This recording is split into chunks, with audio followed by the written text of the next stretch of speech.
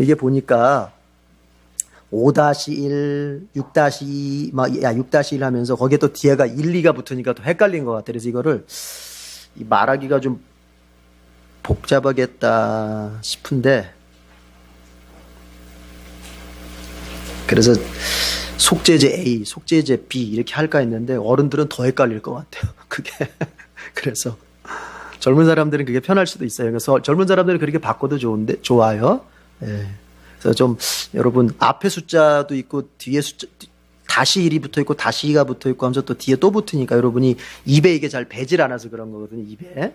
그러니까 이게 암기하는 요령 중에 하나가 뭐냐면 입에 배야 돼요. 머리로 안다고 해서 이게 입으로 빨리 나오질 않아요. 이게. 예. 그래서 입으로 자꾸 이걸 반복을 해서 이게 입에 붙어야 돼요. 그러면 나옵니다. 머리로만 가지고 있다고 해서 빨리 입으로 나와지지 않아요. 머리에 가지고 있는 걸 입에다가 숙달을 시켜야 돼요. 뭐 속죄제 2, 속건제 1, 속건제 2 이걸 자꾸 입에다가 숙달을 시켜야 돼요. 원래 영어 배울 때 그렇게 해야 된다 그러잖아요. 머리로 알고 있는 걸 절대 말 못한다 그러잖아요. 그게 입에 숙달이 돼 있어야 탁 튀어나오지. 똑같아요. 자, 잘하셨습니다. 우리가 지금 레위기 보고 있고요. 레위기 가운데서도 우리가 앞부분 제사법에 대해서 보고 있는데, 이제 한번 우리 이거부터 생각해 봐요, 여러분. 하나님께서 제사법을 왜 주셨느냐 하는 문제. 하나님이 이스라엘 백성들에게 제사를 왜 주신 거예요? 그들의 일상에 다른 피곤한 일들도 많고 바쁜 일도 많은데 제사 드리는 것까지 첨가시켜서 그 사람들을, 이스라엘 백성들을 피곤하게 만들려고 제사 제도를 하나님께서 주셨겠어요? 얼핏 생각하면 그렇게 생각할 수도 있어요. 아니, 현실을 살기도 바쁜데 자꾸 이렇게 무슨 이러이러한 것들을 만들어서 사람 귀찮게 하나. 근데 여러분 그게 아니잖아요. 하나님께서 이스라엘 백성들이 뭔가를 주실 때는 그 바탕이 뭐냐면, 한번 따라 합시다. 사랑이다.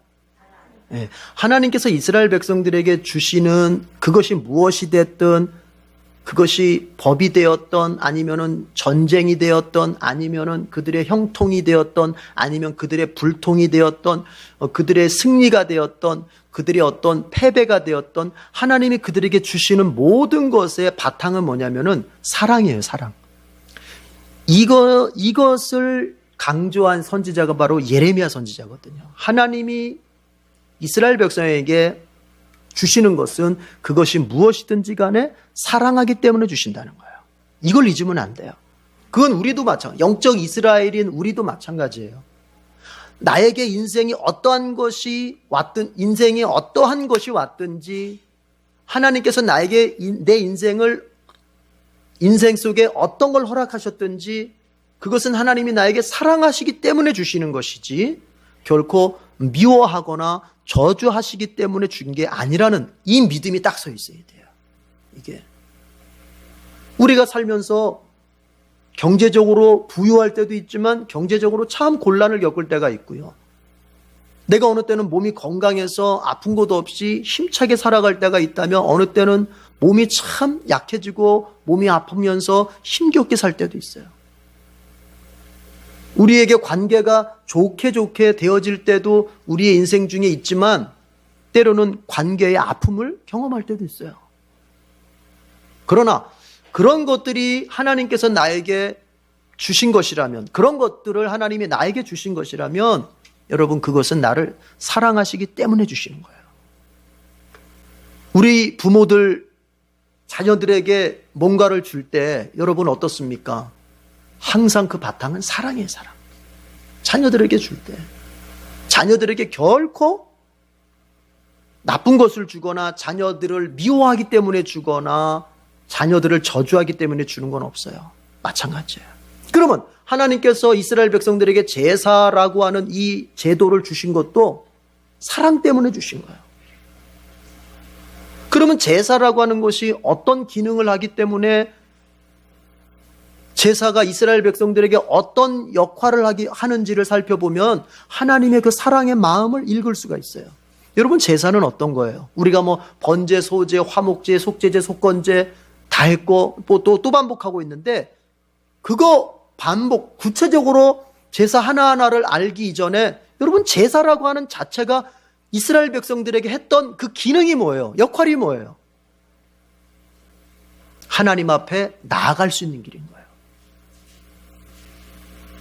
목사님, 그게 뭐 대단한 거예요? 하나님께 나아갈 수 있는 거, 그게 뭐 대단한 거예요? 여러분, 이걸 생각해 보세요. 하나님께 나올 수 있는 자격을 가진 사람은 어떤 사람뿐이에요? 죄 없는 사람뿐이에요. 바꿔 말하면은 죄인은 그 누구라도 하나님 앞에 나갈 수가 없어요. 이것부터 생각해야 돼요. 이거를 명심하는 사람들이 신앙생활을 잘합니다. 죄를 두려워할 줄 아는 사람이 신앙생활을 잘하는 거예요. 죄를 우습게 알고 죄의 힘과 죄의 능력을 우습게 하는 사람들이 죄 짓고도 하나님 앞에 내가 그냥 아무 생각 없이 그냥 있게 되는 거예요. 죄책감을, 죄로부터 정죄를 받으라는 말이 아니라 죄 짓는다고 하는 것이 얼마나, 오늘 속건제 얘기 때 잠깐 또 하겠지만 여러분, 이게 얼마나 중요한 일이고 무서운 일인지를 알아야 돼요. 왜냐? 죄인은, 그 죄가 어떠한 죄든지 죄인은 하나님 앞에 결코 나갈 수 없어요. 죄인이 하나님 앞에 나가는 순간은 딱 한 가지 목적 때문에, 한 가지 때문에 밖에는 없어요. 죄인이 하나님 앞에 나갈 때는 죽으러 가는 거예요. 뭐 하러 가요? 죽으러 가는 거예요. 심판받아서. 그렇기 때문에 죄인이 하나님 앞에 나갈 수가 없어요. 그러면 이 제사법은 뭐냐? 이 제사는 뭐냐? 죄인들에게 죽지 않고 하나님 앞에 나올 수 있는 길을 열어주신 거예요. 이게. 여러분, 이때는 예수님이 오신 다음입니까? 오시기 전입니까? 오시기 전이에요. 이 땅에 지금 우리는 신약시대를 살고 있는 우리는 예수께서 오셔서 우리의 죄값을 다 갚아주시고 우리를 거룩게 하셨기 때문에 하나님 앞에 나아갈 수 있지만, 예수님 오시기 전에 죄인들은 어떻게 하나님께 나가냔 말이에요. 예수님이 이 땅에 오셔서 속죄의 죽음을, 대속의 그 죽음을 죽이시기 전에 죄인은 그러면 어떡하냔 말이에요. 나갈 길이 없어요. 나갈 길이 하나님께.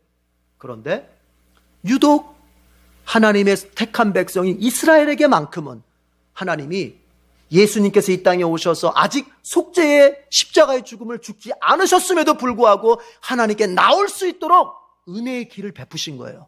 그게 뭐예요? 그게 제사란 말이에요. 그러니까 하나님은 이 제사를 통해서 먼저 우리가 하나님의 마음, 우리가 알아야 될 하나님의 마음은 뭐냐면, 하나님은 우리가 하나님 앞에 나오기를 바라시는 거예요. 더 나아가서 우리 안에 죄가 있어서 아담처럼 숨고 싶고, 죄가 있어서 아담처럼 하나님으로부터 도망가고 싶은 마음이 들 때조차도 빨리 기억하란 말이에요. 뭘? 하나님은 죄인인 우리가 하나님 앞에 나오기를 기뻐하신다는 거예요. 하나님은 우리를 멀리 두고서 사시기를 원하시잖아요. 우리의 상태가 죄의 상태라 하더라도 하나님은 우리를 더 가까이, 그래서 예수님이 오시기 전이라도 하나님의 택한 백성이 죄를 지었다 할지라도 하나님과의 교제가 끊어지지 않게 하시려고 그들에게 제사법을 주시는 거예요. 여러분, 얼마나 감사합니까? 그런데 이것은 누구에게만, 어떤 민족에게만 베푸신 은혜다? 이스라엘 민족에게만. 그러면 이스라엘 민족은 뭐냐? 택한 백성. 오늘 신약시대를 사는 택한 백성은 누굽니까? 바로 교회, 그리스도인, 예수 믿는 그리스도인입니다. 저희들과 여러분과 저에게는 여러분, 이런 은혜가 주어졌어요. 우리가 신앙생활하다가 넘어질 때가 있고, 신앙생활하다가 실패할 때가 있고, 신앙생활하다가 정말 죄 앞에서 굴복할 때도 있을 수 있습니다. 그러나 하나님은 그런 우리가 그저 정죄받으면서 죄책감에 짓눌려서 그냥 주님을 떠나고 교회를 떠나고 저 멀리 도망가기를 바라시는 것이 아니라, 빨리빨리 와서 회개하고 빨리빨리 용서받고 빨리빨리 새 삶을 살기를 원하신다는 얘기예요. 주님 앞에 더 잘 나아가는, 이 은혜를 믿고 주님 앞에 더 잘 나가는 저와 여러분이 되기를 바랍니다. 예. 하나님께서 이제 그렇게 해서 이스라엘 백성들에게 번제를 주셨습니다. 그 다음에 소제를 주셨습니다. 화목제를 주셨습니다. 속죄제 주셨습니다. 속건제 주셨습니다. 그래서 이스라엘 백성들한테 너희들이 이 5가지 제사 때 어떻게 제물을 바쳐야 되는지, 어떤 제물을 바치고 그 제물을 어떤 절차를 밟아서 바쳐야 되는지에 대해서 앞에서 말씀하셨고, 이제 우리가 6-2장부터는 뭐예요? 이제 제사장들이, 이스라엘 백성이 그 제물을 가지고 왔을 때 제사장들이 어떻게 그 제사를 인도해 줘야 되는지, 어떻게 그 백성이 하나님 앞에 실패하지 않고, 하나님 앞에서 제사 드리는 일에 실패하지 않고, 하나님 앞에서 제물 바치는 일에 있어서 그가 실수하지 않고 하나님 앞에 제물을 잘 바칠 수 있을는지, 그걸 인도해 주는 역할을 잘 하라고 하나님이 이제 제사장들한테 하는 역할에 대한 가르침을 주시는 거예요. 그래서 우리 지난번 이런 얘기했죠. 여러분, 제사라고 하는 건 뭐였습니까? 두 사람이 호흡이 잘 맞아야 된다 그랬어요. 제물을 바치는 헌제자와 그 제사를 인도해주는 누가? 제사장의 호흡이 잘 맞아야 된다. 헌제자는 헌제자로서의 역할을 해야 되고, 그 다음에 제물을 바치는 헌제자는 헌제자로서의 역할에 최선을 다해야 되고, 그 제사를 인도하는 제사장은 제사장으로서의 역할에 최선을 다해야 돼요. 목사는 목사로서의 역할에 최선을 다하고, 우리 성도들은 성도로서의 그 역할에 최선을 다할 때 그 예배가 하나님 앞에 정말 아름답게 드려지는 예배가 됩니다. 그래서 제사장들한테 하나님께서 번제, 소제, 그 다음에 속죄제는 어떻게 드려야 된다, 그 말씀을 앞에 6-2장에서 다 하셨고요. 오늘 7장 들어가면서는 이제 하나님이 속건제하고 화목제를 이제 마저 말씀하시고, 오늘 7장 마지막 주에 가면은 이 제사 제도에 대한 결론, 제사 제도에 대한 맺는 말을 하나님이 하시면서 이 제사 제도를 이제 끝내시는 거예요. 그래서 오늘 7장이 마지막 부분인데, 자, 표시부터 할까요? 7장 1절 지도 표시하십시다. 레위기 7장 1절 지도 표시하겠습니다.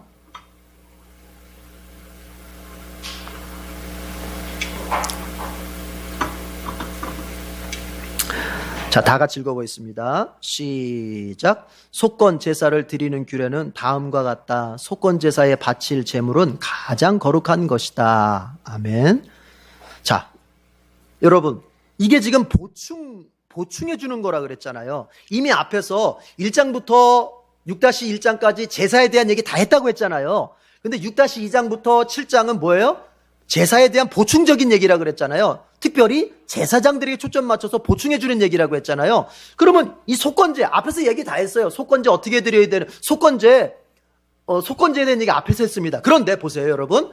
앞에서 속건제에 대해서 얘기할 때는요, 이런 것만 얘기했어요. 누가 속건제를 드려야 되는가, 그리고 속건제물로 무엇을 바쳐야 되는가, 그죠? 이런 얘기들만 했어요. 어떤 죄를 지은 사람이 속건제를 바쳐야 되는가, 그리고 속건제물로 쓰는 제물은 순양이다, 이러면서 이런 얘기였고, 거기다 좀 더 보태서 한다면은 속건제물, 하나님 앞에 제물만 드리고 마는 것이 아니라 네가 잘못한 것에 5분의 1을 더해서 이제 벌금도 내야 되고, 그렇죠? 그런 얘기를 하셨어요. 그러면 지금 이 보충하는 내용에서는, 보충 규례에서는 무슨 얘기를 하냐면은 그 속건제물, 하나님 앞에 바치는 속건제물, 그 제물을 어떤 절차를 거쳐서 드려야 되는가, 절차의 얘기를 하고 있어요. 절차. 앞에서 안 한 얘기를 하고 있는 거예요. 그러면 그 절차가 어떻게 되느냐, 그게 이제 2절부터 쭉 6절까지 얘기가 나오고 있어요. 2절부터 6절까지 그 제사의 절차에 대한 얘기가 쭉 나오고 있어요. 근데 여러분, 이 속건제 제물의 절차는요, 속죄제랑 비슷해요. 어떻게 하냐면, 자, 그 제물은 북편뜰, 가장 거룩한 곳에서 잡아라. 북편뜰에서 잡아요. 그러면 잡아오면은, 여러분, 한번 물어봅시다. 이제 너무 귀에 따갑도록 들어서 알 수 있죠. 제물은 누가 잡아요? 제사장이 잡아요? 헌제자가 잡아요? 헌제자가 잡아요. 제사장이 잡는 거 아니에요? 이게 오랫동안 계속해서 착각이 있었어요. 그래서 확인하는 거예요. 제물은 누가 잡아요? 헌제자가 잡는 거예요. 제사장이 잡는 게 아니에요. 여러분, 왜 하나님께서 헌제자에게 제물을 잡으라고 하셨을까요? 제사장 쉬게 하려고? 내 종이 좀 힘드니까 좀 휴식 시간을 주려고? 그게 아니죠. 뭐예요? 여러분, 헌제자가 그 재물을 잡으면서 일체감을 느껴야 된단 말이에요. 일체감. 무슨 감? 일체감. 무엇과 무엇의 일체감? 그 재물과 그 다음에 잡고 있는 나, 헌제자의 일체감. 그러니까 그 재물이 지금 죽어가고 있어요. 그 재물이 죽고 있어요. 뭐 때문에? 죄 때문에. 누구의 죄예요? 내 죄예요. 그러면 원래 내 죄 때문이라면 누가 죽었어야 되는 거예요? 내가 죽었어야 되는 거. 누구처럼? 이 양처럼. 그러면서 뭘 느껴요? 아하, 죄 짓는다고 하는 것은 이렇게 무서운 것이구나. 이걸 깨달아, 이걸 느껴야 돼요. 그러니까 하나님이 완전히 실물 교육을 시키는 거예요. 실물 교육을. 동물을 갖다가 도살을 시키면서 죄 짓는다고 하는 것은 이렇게 죽는 것이다. 이걸 실물 교육을 시키는 거예요. 그게 안 되면 여러분 어떤 줄 아세요? 어떻게 될까요? 에이, 죄 짓고 가서 또 뭐 양 한번 잡으면, 양 한번 바치면 되지. 자기가 잡는 게 없어. 양 한번 바치면 되지. 깨달음이 없는 사람은 그렇게 하는 거예요. 우리 식으로 얘기해 볼까요? 에이, 한번 눈 한번 질끈 갖고 그냥 죄 한번 짓고 가서, 주일날 가서 참회 기도할 때, 주님 용서해 주십시오. 한번 하면 돼. 이렇게 나온다는 얘기예요. 그런데 왜? 보세요. 우리가 어느 때 죄 짓는 것이 무섭다는 걸 깨달아요? 내가 한번 하나님 몰래 죄를 졌어요. 여기서 몰래라는 말은 하나님 모른다는 게 아니라 하나님 모르시겠지 하고 죄를 졌어요. 그런데 하나님께서 그냥 한 방 쳐버렸어요. 죄송해요, 이렇게 표현해서 좀 느끼게끔 하려고 하는 거예요. 그냥 하나님이 내가 죄 진 것에 대해서 하나님이 그냥 쳐버렸어. 좀 무서운 거로, 뭐 예를 들어서 물질에 아주 그냥 씨가 마르는 그런 물질적인 어려움으로, 내지는 내 건강이 완전히 망가지는 거로 하나님 치셨다 합시다. 그럼 여러분 어때요? 이제 내가 죄 짓는 것이 두려워지는 거예요. 두려워지는 거예요.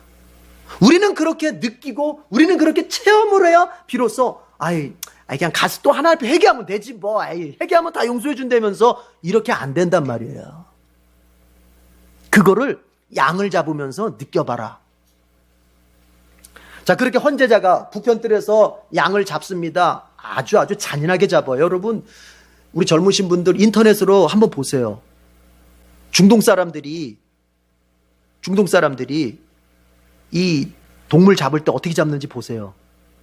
정말 잔인합니다, 여러분. 제가 그걸 보여드리고 싶어도 못 보여주겠어요, 도저히 그건. 이슬람 사람들은 지금도 그렇게 잡잖아요. 이슬람 사람들은. 여러분, 이슬람 사람들은 박근혜 대통령 당시 여러분 뭐가 있었냐면은 할랄, 이슬람 사람들의 그 음식 중에서 먹어도 허용된다는 뜻의 음식 중에 할랄 식품이라는 게 있어요. 할랄 식품. 저기 전라북도 익산을 비롯해서 우리나라 몇 군데다가 이슬람인들을 위한 할랄 식품 단지를 만들려고, 그게 정부에서 정책적으로 하다가 교회가 그걸 들고 일어나가지고 그건 이슬람의 포교, 이슬람의 선교를 그거는 허용하는 거다. 이거 안 된다 해가지고 굉장히 해가지고 지금 그게 이렇게 지금 국회에 그 법안이 올라왔다가 지금 계류된 상태, 멈춘 상태예요. 지금 그게. 근데 그 할랄 식품을 반대했던 것 중에 하나가 여러 가지 이유가 있어요. 종교적인 이유가 있고, 또 하나 그 중에 이유 중에 하나가 뭐냐면 동물 운동하는 사람들 있잖아요. 동물 보호 단체에서 그 도살하는 이슬람 사람들이 그 동물을 도살하는 그 방법이 너무 잔인하다는 거예요. 맞아요. 여러분 어떻게 잡는 줄 아세요? 우리는 예를 들어 동물을 잡으면은 그냥 우리는 예를 들어서 한번 전기로 찍 해가지고 그냥 빨리 죽게 만들잖아요. 고통 없이. 그런데 이슬람 사람들은 율법에 의해서, 그들의 율법은 죽은 고기를 못 먹게 하잖아요. 우리 성경에도 보면 죽은 고기 못 먹게 하잖아요. 근데 그걸 잘못 이해를 해가지고, 잘못 이해해서, 여러분, 육류를 먹으려면 잡아야 되잖아요. 그쵸? 죽여야 되잖아요. 그건 죽은 게 아니에요. 산 걸 죽인 거기 때문에 먹어도 되는 거예요. 근데 그들은 그것조차도 죽은 동물로 보기 때문에 죽이면서도 어떻게 죽이냐면은 최소한 살아 있으면서 죽게끔 만들어요. 그러니까 바로 죽이질 않아요. 거꾸로 매달아 놓고 이 목청을 따가지고 피가 다 쏟아지게 만들어요. 그러면 죽는 동안 그 동물이 얼마나 고통스러운지 몰라요. 여러분. 제가 이렇게 말만 해도 지금 막 고통스러워 하시는 분이 계시는데 그걸 보면. 그런데 제가 이 말씀 드리고자 하는 거예요. 여러분, 헌제자가 그 동물을 그렇게 잡으면서 여러분 뭘 느낀다고요? 죄 짓는다고 하는 것은 이렇게 죽는 거구나. 무서운 거구나. 그럼 여러분 실제로 한번 제가 여쭤볼게요. 마음속으로 대답해 봐요. 여러분, 죄인이 하나님 앞에서 마지막 심판을 받고 최후의 심판을 받고 영벌의 지옥에 떨어져서 당하는 고통이 고통스러울까요?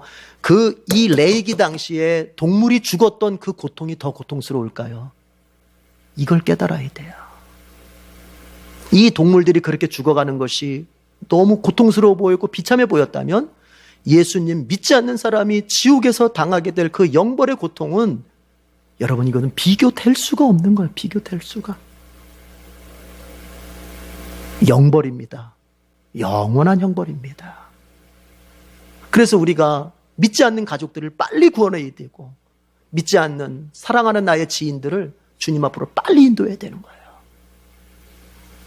자, 그렇게 잡습니다. 그러면 이제 제사장이 그거를 받아가지고 제사장이 피를 받아가지고 번제단 사면에다가 번제단 네 면에다가 이렇게 피를 뿌려요. 그러면서 이제 어떻게 해요?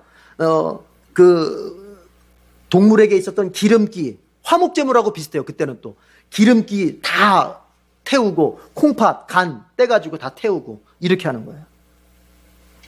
속건제를 그렇게 드렸단 말이에요. 그러면서 이제 속건제를 드린 나머지 부분들이 있잖아요. 그렇게 기름기라든지 콩팥하고 간 태워서 드리고 나머지 고기가 있을 거 아닙니까? 고기. 그건 어떻게 해요? 이제 그거는 제사장의 몫이 되는 거예요. 제사장의 몫이. 이해가 되십니까? 그런 절차를 얘기하고 있어요. 그런데 여러분, 이제 우리 속건제 여기서 한번 얘기하면은 다시는 얘기하기가 쉽진 않아요. 그래서 속건제에 우리가 좀 핵심으로 한번 짚어봅시다. 여러분, 속건제를 통해서 하나님께서 정말 이스라엘 백성들한테 깨우쳐주고 싶었던 건 뭔지를 생각해 봐야 돼요. 우리 5장 17절 한번 펴보세요. 5장 17절.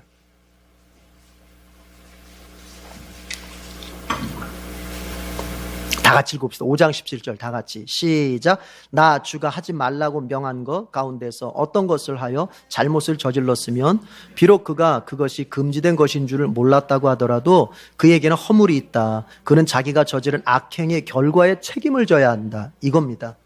여러분, 물론 신약적인 관점에서 속건제를 통해서 하나님께서 우리에게 보여주시고자 하시는 복음적인 의미가 분명히 있어요. 그건 뭐냐면 예수 그리스도가 우리의 속건제물이 되신다. 예수 그리스도의 생명 내어주심이 우리의 죄값을 5분의 1이 뭡니까? 5분의 1이 정말 우리의 모든 죄를 덮고도 남을 만한 값으로 우리의 속건제물이 되어주셨다고 하는 거, 이게 첫 번째예요. 그렇다면 두 번째 의미 정도가 뭐냐? 여러분 17절 끝에 보면 이렇게 얘기를 해요. 그는 자기가 저지른 악행의 결과에 책임을 져야 한다. 여러분, 사람은 자기 자신에 대해서 책임지는 마음으로 살아야 되는 거예요. 자기의 선택, 자기가 행한 일, 이런 것에 대해서 뭐 하는 마음으로? 책임을 지는 마음으로 살아야 된다. 이게 굉장히 중요합니다. 속건제에서 핵심은 저는 여기 있다고 봐요. 내가 저지른 일에 대한 책임지려는 자세. 여러분, 이 나라가 왜 이렇게 혼란스러울까요? 지금 미투 운동이니 뭐니 해가지고 지금 들고는 하고 있는데 이게 뭘까요? 악을 저질러 놓고 책임진 사람이 아무도 없어요. 다 덮어갔어요. 물론 우리가 사람을 감싸주고 사람의 허물을 우리가 감싸줘야 됩니다. 그런데 여러분, 이걸 알아야 돼요. 주님께서 누군가의 허물을 감싸줄 때는 언제냐면은 회개할 때. 그것을 인정하고 그것을 책임지려는 모습을 보일 때 주님이 그때 감싸주시는 거예요. 그래서 베드로에게 주님께서 말씀하실 때 형제를 몇 번 용서해야 됩니까? 70번씩 7번이라도 해라. 마태복음 그렇게 나오지만 여러분 그게 누가복음에서는 어떻게 나옵니까? 똑같은 얘기입니다. 70번씩 7번 해라. 그런데 회개할 때 해라 그래요. 상대가 회개할 때 여러분 상대가 회개하고 왔으면 용서해줘야 됩니다. 감싸줘야 됩니다. 이제 다시 그것에 대해서 내가 언급하지 말아야 됩니다. 그러나 상대가 죄가 죄인 줄 모르고 자기가 지금 뭘 저질렀는지 모르고 아니 또 때로는 아는데도 책임지지 않으려고 할 때는 그걸 알게 해야 되는 거거든요. 지금 그래서 미투 운동이 일어난다고 봐요. 책임져라. 여러분 우리 그리스도인들이 모든 면에서 책임지는 자세로 살아야 돼요. 우리가 흔히 하나님이 나를 책임지신다 이 말을 악용하기가 쉬워요. 하나님이 나를 책임지신다는 그 말과 내 인생을 내가 책임진다는 말은 다른 의미예요. 다른 의미.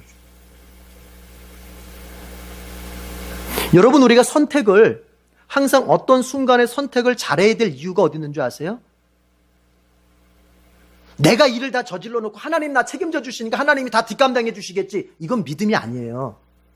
우리가 한순간 한순간 선택을 잘해야 될 이유는 뭐냐면 네가 한 선택을 네가 책임져야 된다는 게 주님의 법칙이에요. 그게 바로 뭐예요? 심은 대로 거둔다고 하는 건 바로 그 뜻을 말하는 거예요. 네가 심었으니까 네가 책임지라는 얘기예요. 그런데 우리는 자꾸 어때요? 그런 개념이 없이 뭔가를 선택을 해요. 내가 책임진다고 하는 마음이 없이 내가 어떤 것을 선택하고 내가 책임진다는 그런 어떤 태도가 없이 인생을 함부로 살아요. 그리고 나서 어떻게 됩니까? 일이 잘못되면 그 다음에 어떻게 합니까? 하나님을 원망해요. 왜 하나님 나 이렇게 하셨어요? 왜 하나님 나를 이렇게 가게 하셨어요? 이렇게 원망하는 거예요. 그럼 하나님 참 답답하실 것 같아요. 네가 선택한 것이다 이렇게 말씀하시는 거예요. 오늘 속건제를 통해서 하나님께서 정말 우리에게 들려주고 싶은 것은 네가 무엇을 선택하든지 그것을 책임지려는 마음으로 선택을 해라. 제가 목사입니다. 목사로서의 책임지는 마음으로 한 영혼을 대할 수 있어야 돼요. 그래서 허튼 소리를 못하는 거예요. 그래서 그냥 그렇게 듣기 좋은 소리로 넘어갈 수 없는 거예요. 왜요? 여러분은 제가 가르친 대로 믿을 거 아닙니까? 여러분은 제가 전한 대로 믿을 거 아닙니까?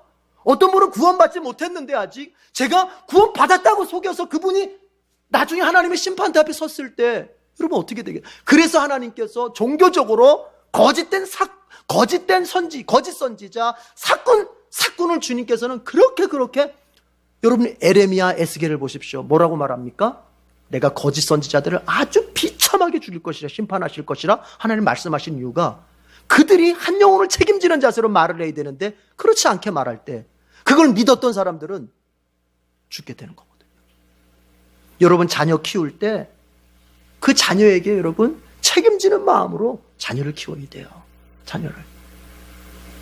내가 이끈 그대로 내 자녀는 살 수밖에 없어요. 내가 심어준 그대로 내 자녀는 살 수밖에 없어요. 우리 여기 연세가 있으신 분들도 있습니다. 여러분 나이를 먹다 보면요 흔히 그런 얘기를 듣게 되더라고요. 제가 이제 뭐 늙어서 뭐 내가 뭘 어떻게 하겠나. 여러분 그것이 내가 내 남은 인생에 대해서 더 신앙적으로 살고 더 주님 앞에서 내가 책임지는 마음으로 사는 것에 대해서 뭔가 이탈하는 쪽으로 사용하면 안 됩니다. 그러면 안 됩니다. 여러분 늙어간다고 하는 건 뭡니까? 하나님 앞에 갈 시간이 더 가까워오고 있다는 소리입니다. 그러면 젊었을 때보다 우리는 더 신앙적이어야 되고 젊었을 때보다 더 주님 앞에 경외하며 조심하며 이것을 선택할 것이냐 말 것이냐에 대한 신앙적 기준이 젊은 사람들보다도 더 뚜렷해야 된다는 거예요. 그런데 우리는 젊었을 때는 주님을 위해서 선교한다 뭐한다 열심히 살다가 늙어가면서는 점점 늙었으니까 라고 하는 것 가지고 내가 대충 살아도 얼버무려 살아도 괜찮은 듯이 살아가는 우리 에덴교회가 그렇다는 얘기가 아닙니다. 제가 밖으로 저도 이렇게 저렇게 다녀보면 그런 얘기들을 많이 합니다. 속건제를 통해서 하나님이 우리에게 먼저 보여주시고자 하시는 것은 책임지는 거예요. 큰 책임은 하나님이 져주실 것입니다. 그러나 작은 책임은 내가 지는 거예요. 여러분 부모잖아요. 여러분 자녀 대할 때 어떻게 대하세요? 물론 부모는 뒤에서 큰 책임을 져줄 준비를 하고 있습니다. 그렇잖아요? 그러나 여러분 그 자녀에게 책임 있는 인생을 가르치기 위해, 책임감 있는 인생을 가르치기 위해서, 독립심을 가르치기 위해서 자기 인생에 대해서 뭔가 진지하고 뭔가 좀 더 깊이 있는 삶을 살게끔 하기 위해서 뭘 가르칩니까? 네가 책임져 하잖아요. 하나님이 우리를 그렇게 대하시는 거예요. 선택하기 전에 책임진다는 마음을 가지고서 어떤 것들을 잘 분별해야 되고, 또 일단 따라합시다. 선택했으면 책임져야 한다. 그런 거예요. 속건제에서 그걸 말씀하십니다. 자, 화목제 가봅시다. 화목제. 화목제가 복잡하게 나열이 되는데 그래도 한번 최대한 압축해서 해봅시다. 우리 화목제 들어가기 전에 여러분 8절 9절 레위기 7장 8절 9절 하면 망원경 표시해 보세요. 오랜만에 망원경. 여기는 표시만 하고 읽어보고 넘어가도록 하겠습니다. 자, 8절 9절 다 같이 시작. 어떤 사람의 번제를 맡아서 드린 제사장은 번제물에서 벗겨낸 가죽을 자기 몫으로 차지한다. 화덕에서 구운 곡식제물이나 솥이나 빵 굽는 판에서 만든 제물들은 모두 그것을 제단에 바친 제사장의 몫이다. 여기서는 제사장의 몫으로 돌아가는 것이 제물 중에서 뭐냐 하는 얘기입니다. 번제에서는요, 가죽을 제사장한테 돌려주게 되고요. 그 다음에 소제물에서는 여러분 소제물 가운데서 한 움큼 져가지고 번제단에서 태운 거 말고는 나머지는 다 이제 제사장을 주게 돼 있는 거예요. 뒤에 가면은 제사장 몫이 또 한 번 나와요. 또 한 번. 자, 그래서 넘어가고 화목제 봅시다. 15절 16절 죄송합니다. 11절 지도 표시하겠습니다. 레위기 7장 11절 다 같이 시작. 나 주에게 화목제사의 제물을 바칠 때의 규례는 다음과 같다. 화목제사의 보충 규례입니다. 이제 15절 16절 나침반 표시하겠습니다. 15절 16절 다 같이 읽죠. 시작. 화목제사에서 감사제물로 바친 고기는 그것을 바친 그날로 먹어야 하고 조금이라도 다음날 아침까지 남겨두어서는 안 된다. 그러나 그가 바치는 희생제물이 서약한 것을 지키려고 바치는 제물이거나 그저 바치고 싶어서 스스로 바치는 제물이면 그는 그 제물을 자기가 바친 그날에 먹을 것이며 먹고 남은 것이 있으면 그 다음날까지 다 먹어야 한다. 앞에 화목제 얘기할 때 없었던 내용이에요. 3장에서 화목제 얘기했잖아요. 그때는 뭐 얘기했냐면은 화목제를 언제 드리는 건지, 어떤 제물 드릴 건지. 여러분 화목제 제물은 뭐예요? 이제 이게 형편껏 드릴 수 있었잖아요. 형편껏. 그리고 암수의 구별이 없었잖아요. 괜찮았어요. 그리고 화목제를 이제 그것이 여기 보충 규례에 와서는 세 가지 경우로 더 구체적으로 나눠지게 돼요. 그게 첫 번째가 뭐냐면 15절에 보면은 감사 제물로 바친 그렇게 돼 있죠. 그래서 여러분 이게 말이 기니까 우리가 만듭시다 말을. 이렇게 붙여요. 감사 화목. 따라합시다. 감사 화목제. 감사 화목제. 그러니까 화목제를 세 종류로 나눌 수 있어요. 첫 번째가 감사 화목제. 그게 12절부터 15절까지 얘기해요. 자, 두 번째 따라해봐요. 서원 화목제. 우리가 서원한다 그러죠. 서원한다. 그래서 16절 보면 이렇게 돼 있잖아요. 16절. 그가 바치는 희생제물이 서약한 것을 지키려고 돼 있죠. 그 서약. 이걸 서원이에요. 그래서 따라합시다. 서원 화목제. 세 번째가 뭐냐면은 따라합시다. 자원 화목제. 16절 끝에 보면 16절을 계속 이어보면 뭐라고 되어 있냐면은 그저 바치고 싶어서 스스로 바치는 제물이면 그런 말 있죠. 중간쯤 보면 16절 중간쯤 그저 바치고 싶어서 스스로 바치는 자원제. 그 자원 화목제사예요. 이렇게 세 개로 나눌 수 있었어요. 감사 화목제는 뭐냐면요. 여러분 이것을 정확하게 어떻게 규정하기는 어렵지만 제가 이렇게 연구해 봤을 때는 뭐냐면 지난 날에 대해서 하나님 앞에 감사하거나 내지는 하나님 앞에 내가 미래의 어떤 것에 대해서 정말 소망을 품고 미리 감사하는 그럴 때 이 감사 화목제를 하나 앞에 드리는 거예요. 그렇죠? 예. 그러면 이제 서원 화목제라는 건 뭐냐면 말 그대로 하나님 앞에 내가 정말 뭔가를 다짐하고 약속하고 뭔가를 행하겠다고 주님 앞에 서원을 할 때 이 화목제를 드렸던 거예요. 자원화목제는 사실 이게 정확하게 성경에서 어떤 부분을 얘기하는지 모르겠지만 아마 이랬을 것 같아요. 하나님 앞에 그냥 하나님께 기쁨을 드리고 싶어. 제물을 드리고 싶어. 어떤 특별한 죄가 있거나 그래서가 아니라 하나님 앞에 내가 영광 돌리고 싶어, 제사로. 그러면 스스로 자원해서 드렸던 것 같아요. 이런 거. 그래서 감사화목제, 서원화목제, 자원화목제 이렇게 화목제를 나눴어요. 그런데 특징이 있어요. 여러분, 화목제물은요, 번제, 소제, 속죄제, 속건제는 이게 없어요. 화목제만 있는 유일한 게 있어요. 그게 뭐냐면은 제사를 드린 다음에 그 재물을 가지고 뭐 하냐면은 같이 먹어요. 공동 식사를 한단 말이에요. 제물을 바치는 헌제자와 제사장과 또 이웃들과 같이 해서 같이 먹는 게 이 화목제물의 특징이에요. 화목제물만 가지고 있는 특징이에요, 이게. 그러니까 공동 식사에 대한 얘기가 나와요. 여러분, 공동 식사.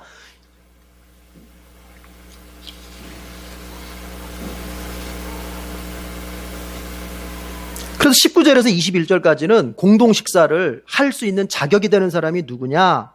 그 가운데서 뭐냐? 불결한 사람은 공동 식사를 할 수 없다. 그리고 불결한 것을 만진 사람도 공동 식사 할 수 없다. 공동 식사 할 수 있는 사람은 누구냐? 오로지 성결한 사람만 화목제 다음에 공동 식사를 할 수 있다. 그 얘기를 이제 하고 있습니다. 여러분, 화목제물은요, 누리는 제사거든요. 누리는 제사. 하나님 앞에 제사를 드릴 뿐만 아니라 하나님께서 제사 드린 사람에게 기뻐하시면서 누리라고 하시는 그런 제사예요. 그래서 이제 같이 먹고 즐거워하는데, 여러분 15절 아까 우리 읽은 부분을 한번 잠깐 설명해 볼게요. 이게 의미가 깊어요. 뭐냐면 감사 화목제물은요, 반드시 당일날로 다 먹어야 돼요. 언제까지요? 당일에 다 먹어야 돼요. 그런데 서원 화목제물이나 그 다음에 자원 화목제물은 그 다음날까지 먹어도 괜찮아요. 그 다음날까지. 그런데 3일째부터는 먹으면 안 돼요. 3일째부터는 만약에 화목제를 먹으면은 화목제물이 무효가 돼버려요. 부정을 타버리기 때문에 무효가 돼버려요. 그래서 자원 화목제물이나 서원 화목제물은 그 다음날까지 먹어도 되는데, 제가 지금 그것보다도 감사 화목제물은 반드시 당일날 다 먹어야 돼요. 그러면 한번 생각해 보세요. 큰 양을 갖다가 제물을 잡았어요. 여러분, 양은 몇 근이나 올까요, 양이? 큰 걸 잡으면. 근데 그걸 당일날 다 먹어야 돼요. 혼자 먹을 수 있어요? 제사장하고 헌제자하고 둘이 마주 앉아가지고 고기를 아무리 좋아하는 사람이라도 그걸 다 못 먹어요, 그거를. 그 얘기는 뭐냐? 하나님께서 왜 이렇게 율법을 규정하시느냐? 여러분, 이것을 오늘 다 먹기 위해서는 어떻게 해야 되겠어요? 사람들 불러와야 돼요. 사람들 불러와야 돼요. 그렇게 하라는 얘기예요. 그래서 이 화목제물이 굉장히 중요한 것은 뭐냐? 여러분, 하나님께서 이 화목제물을 통해서 우리에게 말씀하시는 것 중에 하나가 뭐냐면, 성도와 성도와의 교제가 어느 정도로 하나님이 중요하게 보시느냐? 그 자체가 제사라는 거예요. 제사. 뭐다? 제사. 하나님 앞에 드리는 예배만 제사가 아니라 성도와 성도가 같이 먹으며 교제하며 말씀으로 교제하며 서로 위로하며 격려하고 구역 모임으로 같이 모이고 하는 이런 교제 자체가 하나님 앞에 뭐다? 그 자체가 제사라는 거예요. 화목제물 자체가 제사 아닙니까? 제사. 그러니까 우리가 똑바로 이해를 해야 돼요. 구역 모임이 예배 드리고 난 다음에 그냥 남은 시간 때우기 위해서 무슨 취미생활로 내지는 어떤 교회 안에 어떤 다른 프로그램이 없어서 메꾸기 위해서 하는 행사가 아니에요. 구역 모임 자체가 하나님 앞에 뭐다? 제사다, 제사. 성도가 성도와 만나고 성도와 성도가 신앙적으로 교제하는 이 시간이 하나님 앞에는 예배가 되고 제사가 된다는 얘기를 화목제물을 통해서 하나님 말씀하시는 거예요. 여러분, 아름다운 신앙은 뭐겠습니까? 오해하지 마세요. 아름다운 신앙은 기도만 많이 하고 성경만 많이 읽고, 그러나 기도 많이 하고 성경 읽은 것이 오히려 독선적으로 가는 것이라면 그건 아름다운 신앙이 아니에요. 기도 많이 하고 성경을 많이 읽었더니 오히려 다른 사람들과 더불어 함께 살아가는 것을 더 좋아하고 다른 사람들과 예수 그리스도의 그 은혜 안에서 교제하고 그들을 세워가고 그들을 격려하는 가운데서 그들을 믿음의 사람으로 같이 만들어가는 것을 꿈꾸는 사람, 이 사람이 신앙이 좋은 거예요.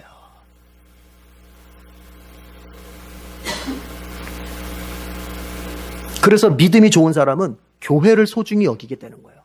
믿는 사람들의 공동체인 교회를 소중히 여기게 되는 거예요. 믿음 생활을 제대로 못 배운 사람들이 자기가 예수 믿어서 나 구원받았고 천국 가게 됐다? 그 다음에 교회와 관계를 끊고 교회 속에 들어오지 않으려고 하고 교회에 들어오더라도 어떤 깊은 교제를 안 하려고 하는 이런 것들은 주님 앞에 제사가 안 되는 거예요. 뭔가 그 사람은 착각하고 있는 거예요. 화목제물이 분명히 그걸 얘기하는 겁니다. 하나님은 성도의 교제를 어느 수준까지 끌어올려서 생각하신다? 제사, 예배 수준까지 끌어올려 생각한다는 거예요. 이렇게 기억해야 됩니다. 우리 모두는 하나님과도 정말 잘 지내고 우리가 사람과도 잘 지내야 됩니다. 바울이 에베소서에서 여러분 강조하는 게 뭐였습니까? 그리스도께서 십자가를 통해서 두 종류의 인간을 하나로 만드셨다는 거 아닙니까? 두 종류의 인간이란 뭐냐? 하나는 유대인이요, 하나는 이방인인데 이 유대인과 이방인이 원래는 어떤 지간이었다? 원수지간이었다는 거 아닙니까? 서로 섞일 수 없는 원수지간. 그런데 그리스도의 십자가의 피는 이 원수지간이었던 유대인과 이방인을 어떻게 했다? 하나가 되게 했다는 거 아닙니까? 이게 에베소서 얘기 아닙니까? 믿음이 좋다고 하는 것은 하나님 앞에서 성결하게 살기 위해서 몸부림치는 것 절반, 그리고 믿음의 지체들과 함께 교제하며 천국을 같이 가려고, 교회를 같이 만들어 가려고 애쓰는 것 절반, 이것이 딱 섞였을 때 완전한 퍼펙트한 신앙이 되는 거예요. 여러분과 제가 그렇게 사십시다. 자, 마지막 단락 이제 우리 같이 하고 마칩시다. 23절 지도 표시하겠습니다. 23절 지도 표시.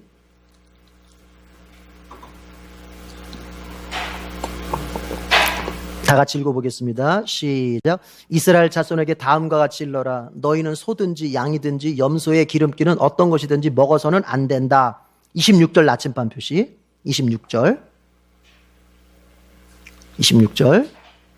다 같이 시작. 그뿐만 아니라 너희가 어느 곳에 살든지 새에 피든지 짐승에 피든지 어떤 피든지 먹어서는 안 된다. 여기서 제사 드릴 때 주의사항이에요. 여러분, 기름은 절대 먹으면 안 된다.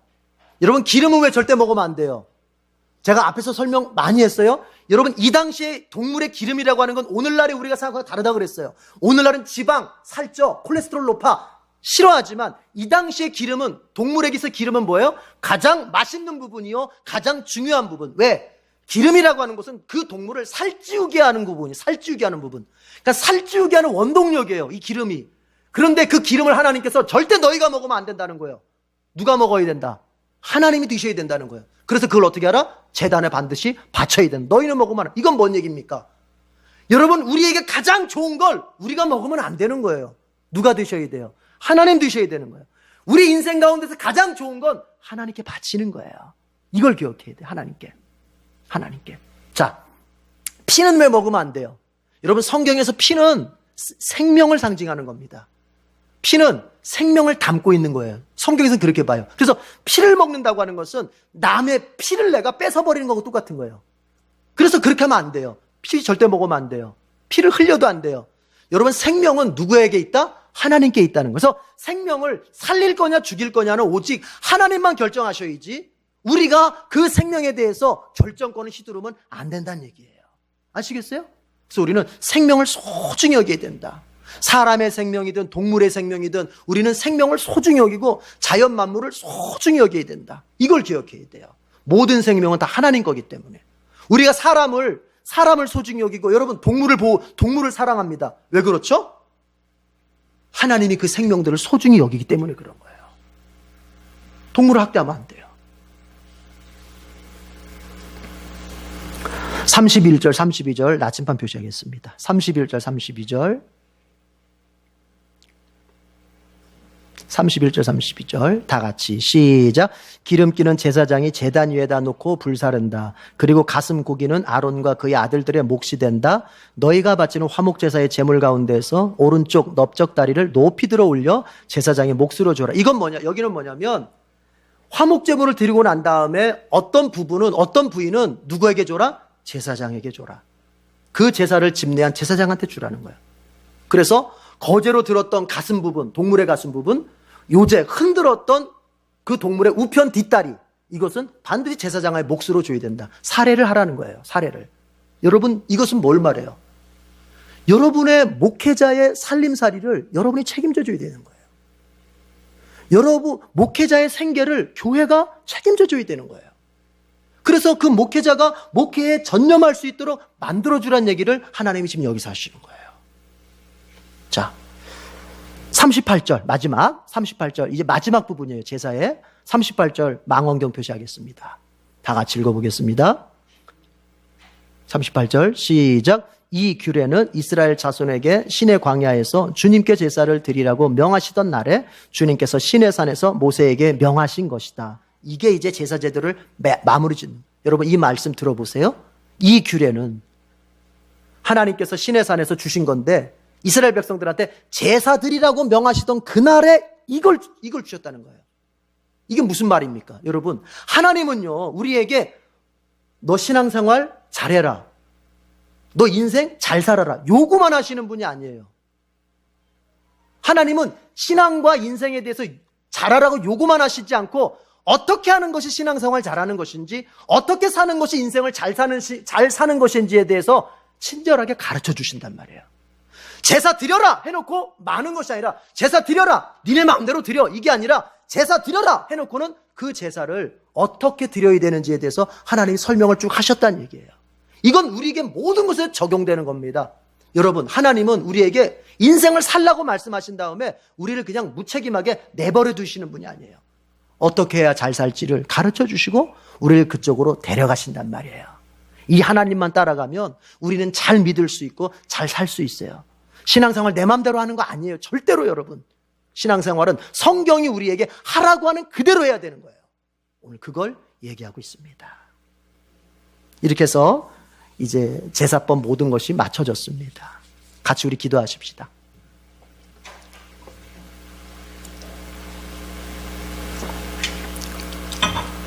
여러분, 하나님이 제사를 왜 주셨다고요?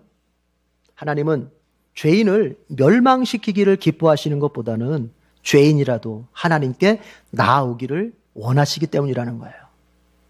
우리는 죄를 지면 숨고 싶어 합니다. 아담의 후예이기 때문에 우리는 죄를 지면 우리는 도망가고 싶어 합니다. 그러나 하나님은 우리를 찾고 계시고 하나님이 기다리고 계신다는 얘기입니다.